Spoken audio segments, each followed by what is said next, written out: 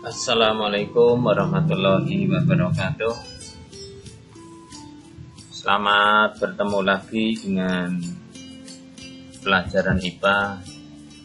Semoga kalian dalam keadaan yang baik-baik saja di masa pandemi Corona 19. Baik pada anak-anakku sekalian di mana saja berada. Pada kesempatan kali ini kita akan belajar secara daring pada materi pelajaran yaitu tentang perkembangbiakan generatif pada tumbuhan. Materi ini merupakan kelanjutan dari materi sebelumnya yaitu tentang perkembangbiakan vegetatif buatan yang sudah pernah kalian pelajari sebelumnya.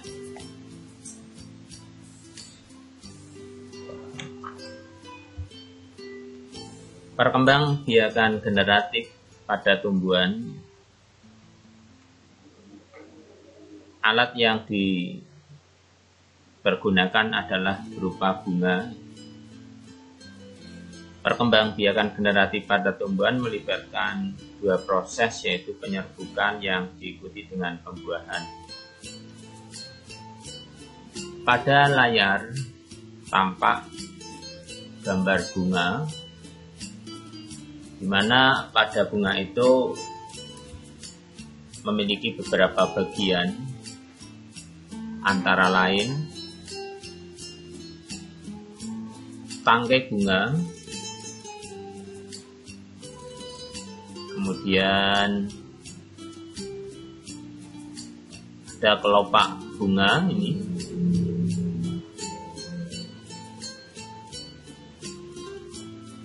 kemudian ada mahkota bunga,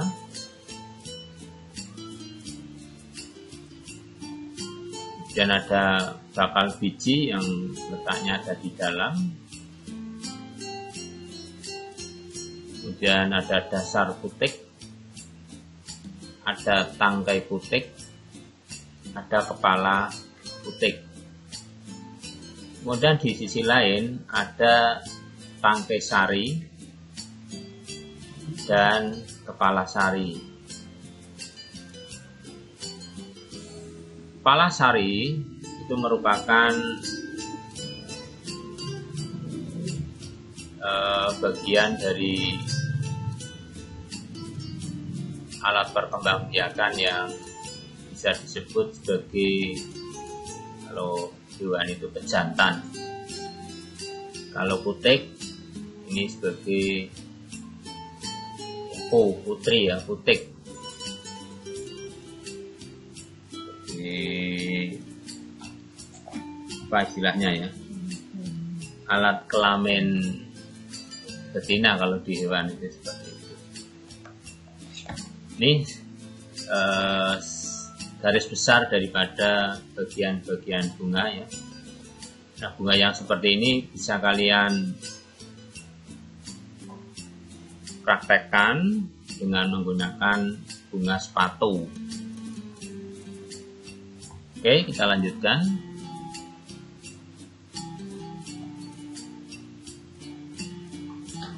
Penyerbukan. Penyerbukan itu adalah peristiwa jatuhnya atau melekatnya serbuk sari di kepala putik. Berdasarkan faktor penyebabnya, sampainya serbuk sari di kepala putik dapat dibedakan menjadi 4. Yaitu yang pertama atau yang A adalah anemogami. Anemogami ini adalah penyerbukan pada bunga yang terjadi karena adanya bantuan angin. Angin meniup serbuk sari sehingga terlepas dari tangkainya, sehingga ia dapat masuk ke dalam kepala putik. Tumbuhan yang penyerbukannya dibantu angin umumnya memiliki ciri-ciri khusus pada bunganya, yaitu yang pertama, bunga berukuran kecil. Yang kedua, tidak mempunyai mahkota bunga atau mahkota bunganya berukuran kecil. Yang ketiga, mahkota bunga tidak berwarna menarik atau berwarna seperti daun. Yang keempat, tidak mempunyai kelenjar madu. Kalau tidak punya kelenjar madu berarti lebah ini tidak akan menghinggap. Yang kelima, tangkai bunga panjang. Karena bunganya kecil, tangkainya panjang. Yang keenam, bunga terletak jauh di atas daun. Yang ketujuh, serbuk sari kecil, sangat banyak dan ringan, sehingga mudah diterbangkan oleh angin. Yang kedelapan, kedudukan benang sari bergantungan. Yang kesembilan, serbuk sarinya berhamburan jika digoyang.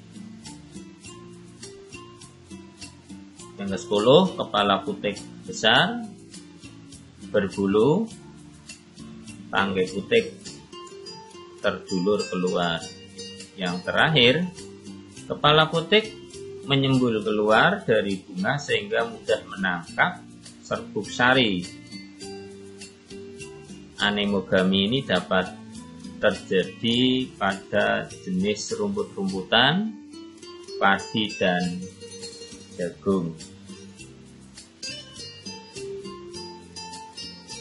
Berikutnya penyerbukan jenis yang kedua, yaitu hidrogami. Penyerbukan dengan bantuan air untuk memberi ciri hidro. Hidro itu air ya. Hidrogami ini dapat terjadi pada hidrilla, enceng gondok, dan terate, tanaman air ini.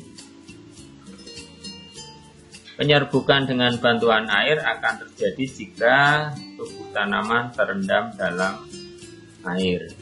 Ini semuanya terjadi pada media air. Penyerbukan yang ketiga yaitu zoidiogami, atau penyerbukan yang terjadi pada tumbuhan karena bantuan hewan sebagai perantaranya. Hewan yang sering membantu penyerbukan diantaranya adalah serangga, kupu-kupu, lebah, kelelawar, bekicot, dan burung. Tumbuhan yang proses penyerbukannya dibantu oleh hewan umumnya memiliki beberapa ciri pada bagian bunganya. Ciri-ciri penyerbukan oleh hewan diantaranya yang pertama, warna mahkota mencolok. Dengan mencoloknya warna mahkota, tentu ini akan menarik daripada hewan-hewan yang saya sebutkan tadi, seperti kupu-kupu, lebah, dan sejenisnya. Yang kedua, mahkotanya atau mahkota bunganya besar. Yang ketiga, memiliki bau yang sangat khas, biasanya bau harum. Yang keempat, memiliki kelenjar madu atau nektar. Yang kelima, serbuk sari bersifat lengket atau mudah melekat.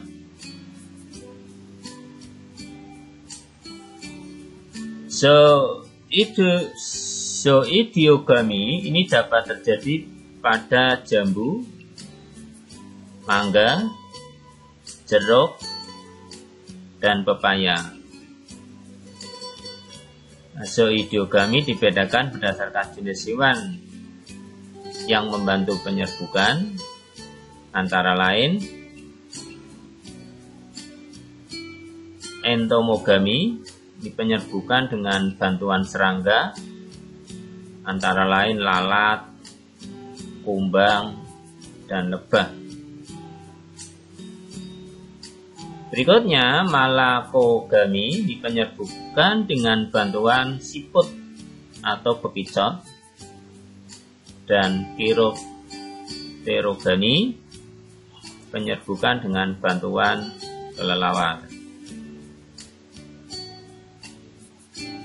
Berikutnya, yang ketiga, penyerbukan dengan bantuan manusia atau antropogami. Sampainya serbuk sari ke kepala putik dengan bantuan manusia.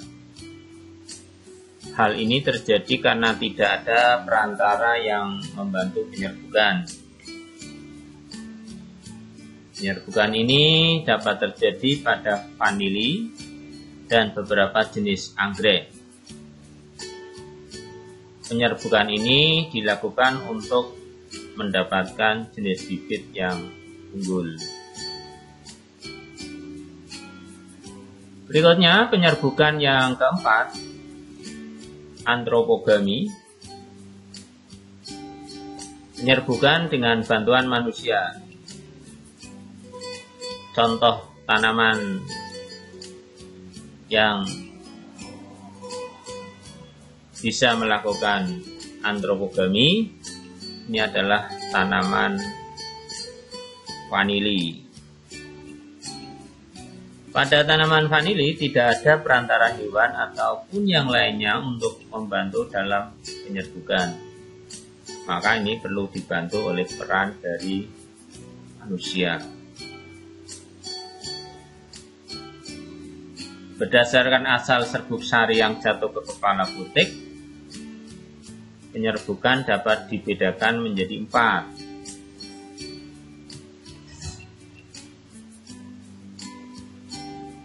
Itu antara lain, yang pertama adalah penyerbukan sendiri.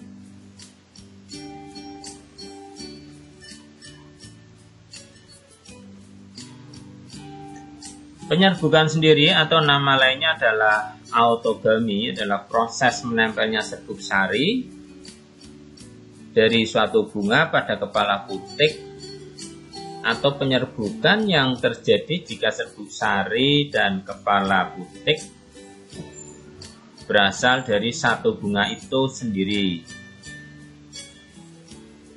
Contoh penyerbukan sendiri ini antara lain terjadi pada bunga turi dan bunga telang. Saya bisa memberikan contoh gambar bunga turi itu seperti ini. Warnanya sungguh menarik, cerah. Kemudian selain jenis bunga turi seperti gambar ini yang satu ini, juga ada yang lain ya, warnanya putih. Oke, kita kembali ke di atas. Penyerbukan tetangga. Penyerbukan tetangga atau geitonogami adalah proses penyerbukan yang terjadi serbuk sari jatuh ke kepala putik bunga lain yang masih dalam satu tanaman. Contoh penyerbukan tetangga ini pada bunga jagung. Ya, contoh tanamannya bunga jagung.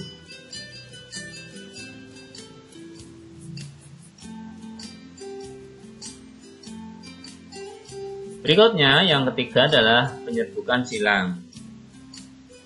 Penyerbukan silang atau alogami adalah proses penyerbukan yang terjadi jika serbuk sari jatuh ke kepala putik tanaman lain namun masih dalam satu jenis tanaman. Penyerbukan silang dapat menghasilkan variasi keturunan karena terjadi pencampuran sifat dari dua tumbuhan indukan.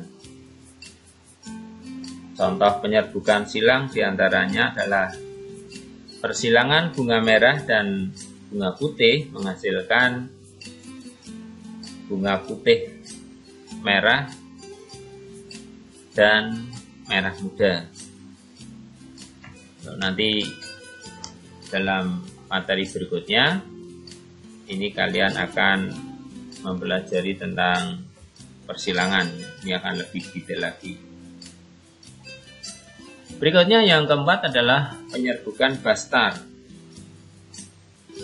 Penyerbukan bastar adalah proses penyerbukan yang terjadi jika serbuk sari jatuh ke kepala putik bunga lain yang sejenis namun memiliki perbedaan varietas atau varietasnya berbeda. Itu jenis daripada penyerbukan. Ada 4. Ada penyerbukan sendiri, penyerbukan tetangga, penyerbukan silang, dan penyerbukan bastar. Saya ambil beberapa contoh gambar. Ini tadi yang penyerbukan tetangga terjadi pada tanaman jagung. Demikian untuk materi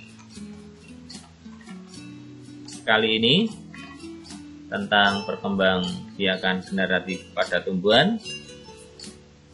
Semoga kalian bisa memahami materi ini, dan sampai di sini dulu.